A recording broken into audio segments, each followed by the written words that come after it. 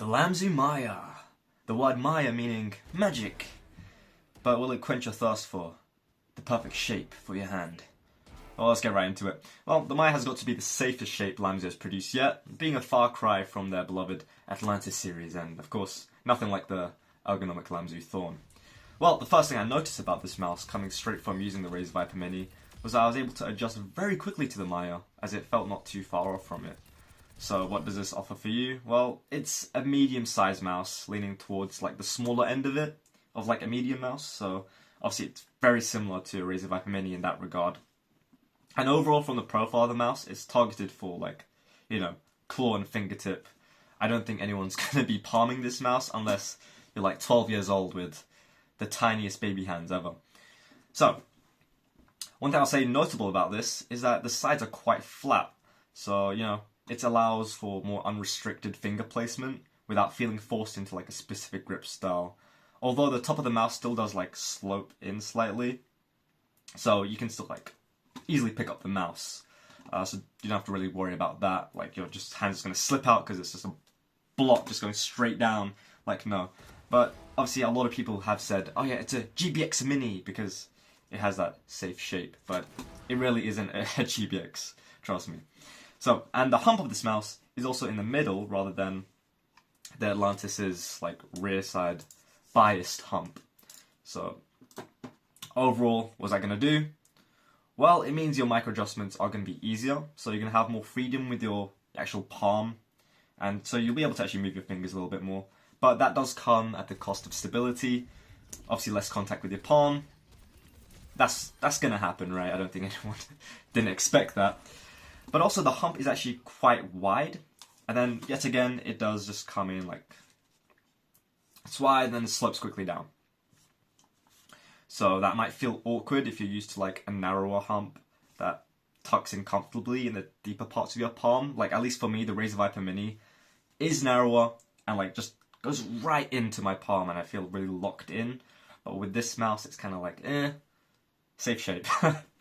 So let's get into comparing it to the Viper Mini. Well, first off, yeah, the Maya, the sides aren't as curved inwards. Like I said, it's flatter. The hump is obviously wider than the Viper Mini, and also the hump is more in the center, because the Mini's biased rear hump is, rear biased. So this does give the Maya the classic kind of safe shape syndrome. That's why people are saying, oh yeah, it looks like a GBX. So if you're suffered with hand cramps, the Maya might alleviate that. If you're coming from a Razer Viper Mini or like a Starlight Small, I'd say this is a better shape for that, just because it's safer, just kind of a bit fatter, not so many curves and like little humps. This is an excellent alternative to Viper Mini, as long as you're not too bothered by the changes suited for the masses. Because obviously this is more meant to kind of appeal to everyone rather than just being like, oh yeah, if you love the massive fat hump of the Atlantis, get this. Or if you want the ergonomic Thorn and you love ergos but a little bit safer, then you get that. No, this is like, if you like the GBX but it's too big, then you could try this. I mean, it's not the same shape, obviously, but you get what I'm trying to say.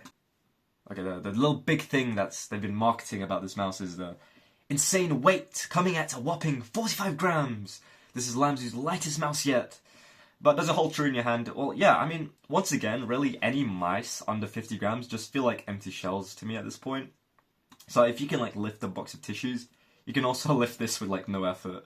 So like people who complain about, oh yeah, it's not 30 grams. It's like, bro, just like pick up a dumbbell. Because honestly, like, it's light enough, it's fine.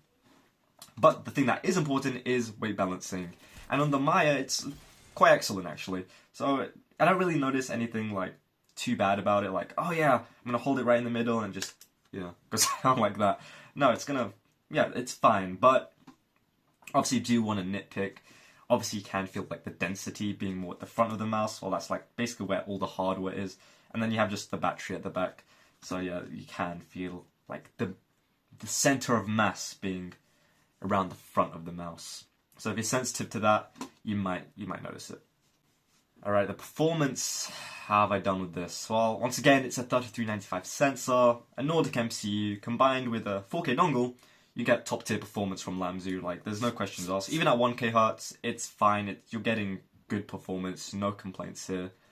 And so, yeah, nothing much to say about Lamzu implementation. It's been tried and true, really. So, yeah, performance is good. No issues there. Okay, the build quality. Since it's being so light, is it creaking like hell? No, I've really had no issues with this build quality. It's been flawless on this unit specifically. I bought it myself, no creaking. A little bit of rattling just from the scroll wheel, but nothing else. And yeah, there's no flexing. Feels solid as hell. It's great. But one thing I do have to worry about is that as mice do get lighter and lighter, over longer periods of time, this could like definitely creep up on these hyper light mice. Just because, you know, they're gonna have to sacrifice on the shell integrity and just a lot of things just to get the weight lower and lower. And obviously with like the unsurprising final mouse QC issues on the Ultralight X, you know, it's just really, how light are these mice gonna get until they just start breaking with just a little flick of your finger? But I don't know. We'll see how it goes. Okay, the coating. So the coating of this mouse, specifically with this red colorway, apparently isn't great. Like, people have complained that, oh, it's not as good as the other mice they've released. But for me personally, honestly, it's been really grippy. Like, I know with G-Wolves, they don't coat their mice at all, and it kind of sucks. But with Lamzu's mice, at least, it feels grippy, you know. It's not the best thing in the world, but at least with my hand and my skin, it's just stuck. It's like glue, so it's fine. I love it. So honestly, I can't really tell much of a difference from my Atlantis Mini and my Thorn. I'd say the Atlantis Mini is maybe slightly more grippy, but I'm really just I can't tell. They're both great in terms of coating. But obviously, if you have had issues with their mice before with the coating, then maybe, yeah, you probably still have to use grips. But on my side, coating is also great, so well done. It feels premium. Alright, the scroll wheel. Okay, so this is my biggest gripe with the mouse right now. Being that the rubber surrounding the actual scroll wheel housing is, like, very squishy. So it, like, adds a lot of pre-travel to this mouse. So when you like push down on the scroll wheel, it like you can feel it squish like a sponge or something, or like a little pillow. So I've never had this with any other mouse, so it's really weird that it's on this. I'm not sure, maybe I got a bad unit, but it's really weird. I mean, it does make the mouse feel a little cheap. I'd say that's the only issue I've had, and yeah, it's just terrible for me, honestly.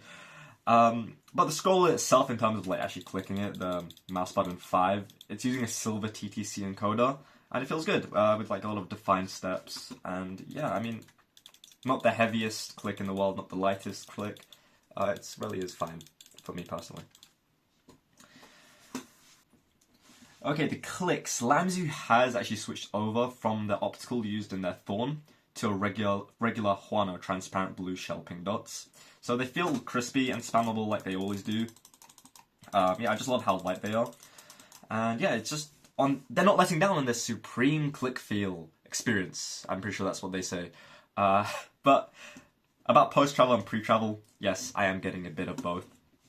If I do press down a little bit, yep, you can clearly see there is a bit of pre-travel. And then when you push down more, yeah, there is a bit of post-travel as well. But in-game, I don't really notice it. They're still very responsive. It's fine. So, Lamzu, good job on the clicks as usual. Now the battery life of this mouse, I've been using on 4000 Hz. I always use my mice on 4000 Hz when I can. So it's 2 days of heavy use, which is standard for lightweight mice on 4K Hz anyways. On 1K Hz, you will be looking at about a week if you are a heavy user. If you're a bit lighter, just play maybe 1 or 2 hours a day. You can get a solid 2 weeks out of this. There's no point even talking about battery life these days on the mice, because they all use the same like 250 mAh battery or 300 mAh battery, unless it's ultra super light where they just, you know, cut down the battery to like absolutely nothing. But yeah. Okay, in conclusion, all in all, this mouse is superb, and Lamzu has definitely delivered on an excellent mouse. But the smaller ambi mice are just getting a bit boring in this oversaturated market. So personally, I'm more interested in using the Thorn at the moment. But yeah, I mean, it's a good mouse. If you are interested in getting something like this, I'd say just go for it. It's pretty good. Yeah. Like, sub, and yeah, see ya.